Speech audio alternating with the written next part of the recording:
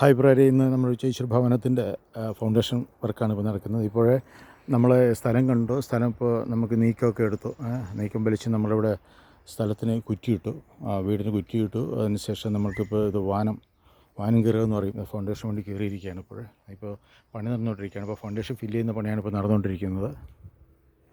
Okay, അപ്പോൾ ഇതെല്ലാം water ലെവലാണ് ഇപ്പോൾ ചെയ്യുന്നത്.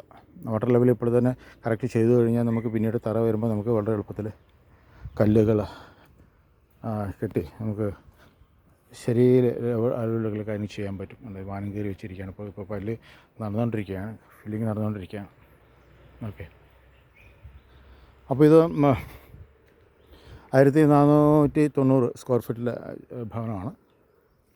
അപ്പോൾ ഇതിൻ്റെ ഫൗണ്ടേഷൻ വർക്ക് ഇപ്പോൾ നടന്നുകൊണ്ടിരിക്കുകയാണ്. ഓക്കെ, അപ്പോൾ ഇതിൻ്റെ അപ്ഡേറ്റ്സുകൾ വഴി വരുന്നതായിരിക്കും. ഓക്കെ, ഇപ്പോൾ നമ്മൾ കല്ല് ഉപയോഗിച്ചത് തേർഡ് കല്ലാണ് ഉപയോഗിക്കുന്നത്.